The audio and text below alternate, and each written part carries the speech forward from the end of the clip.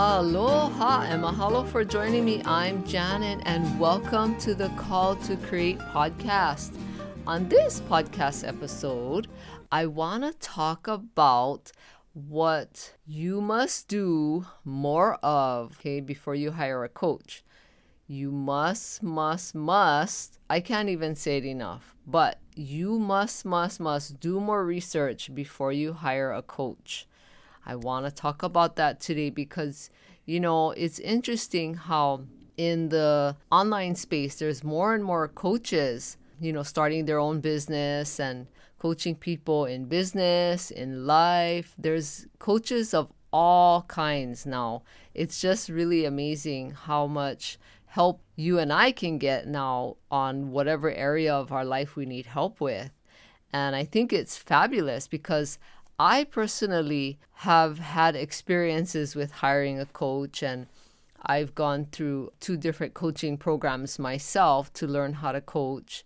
I went through a personal coaching program, and then I've also gone through a business coaching program so that I know how to help people in their personal life and in their business. I mean, not that I don't know how to help people, because I do have a lot of experience. But I wanted to talk about this subject today because, it's easy to spend a lot of money on hiring a coach, but each coach will have a lot of knowledge in certain things or areas. And that's what you want when you're paying someone to help you. You want someone to be able to get directly to what you need help with and not waste time or money and all of that. Because time and money are precious things. Like, you can't get time back. Now, you can make more money. That's definitely not as big of a deal as time. But it is a big deal if at first maybe you're not making a lot of money or you don't have a lot of money to spend. You want to make sure that you put your money in the right place and in the right person, that you invest it in the right person. And you don't want to hire a coach and pay a lot of money if you haven't seen, heard, or read about what they can do to help you. And I have to tell you about a personal experience that I've had. And I don't think I've ever really told too many people about it because I couldn't believe that I did this. But about 4 years ago, I was listening to a podcast, and this person was interviewing this woman who had started her business, and she was coaching people in business to help them with their business. And she was saying all the right things. And I thought, wow, it sounds like this woman could help me, because at that time I was looking for a business coach who could help me because I was wanting to change what I was doing in my business, and I needed help and clarity, and I needed someone to guide me through that. So I went on her website and signed up for a consultation, a free consultation with her, and it was, I don't remember if it was like 30 minutes or 1 hour, but she was saying all the right things, and I was telling her, what I needed help with, and she was saying all the things that I needed to hear to hire her. And she had a special that if I paid her right there on the spot while I was talking to her, she would give me a huge discount on her coaching package. And so I was interested in her 12-week coaching package, and it was a lot of money, not hundreds, it was more than hundreds of dollars. But I thought, okay, you know what? I needed to move money around. So I told her, okay, you know what? I'll pay you what I have right now from one account, and then the next day I would move money around and pay her the balance. And she was willing to do that. And so we got on the call. I don't remember when, if it was like the next week or the week after. And I started telling her where I was. And she was just, from what I know now, was really bad advice. She couldn't help me get clear on the things that I was wanting to do, but I still wasn't sure. And she was saying things like, well, maybe you should go ask all the people ask them some questions, make up a price, and see if they would pay for that. And it was just really bad advice. And I thought, okay, well, she's been in business for a little bit, and she sounds like she knows what she's doing. So maybe this technique will work. So I did. I took extra time. I went to people that I know. Most of them, I went to their homes. Some I talked to them on the phone. I asked them some questions about, like, what do they need help with? Or would they pay this such and such amount? And, there were some of them that said, oh, well, you know what? I need help in a lot of areas of my life. And the price that you're saying that you would want to charge, I can't afford that. And it was over $1,000 that I just threw out a number to see. And this was so bad. For one thing, it wasted their time. It wasted my time. It didn't get me any clearer to what I wanted to do and the direction I wanted to move in. And it wasn't really any indication of how I could help these people, how it was going to help me. I thought at first, well, maybe this would be good research, and kind of get to see what their struggles are and things like that. But I wanted to move directly into just doing business coaching, but I wasn't 100% sure. So these people that I had talked to that I know weren't interested in business coaching. So I thought, well, maybe I could help them with life coaching things. So it was just really, really a waste of time. And so I went back, I had my next coaching session. We had one session a week. And so I was telling this business coach all about it. And she still couldn't help me. She says, well, maybe your market where you live, maybe they aren't willing to pay that. And I'm thinking, okay, now since I've been through business coaching program not too long ago, I realized that everything that she told me was just really bad advice. It wasted so much time and my money too. And one of the other things that I didn't realize was a bad practice was that she was trying to put on her chapstick or lipstick, whatever it was. You know how you duck down so that below the computer camera where people can only see your eyes and they can't see what you're doing below your eyes. And she was telling me what she was doing, but she was still hiding.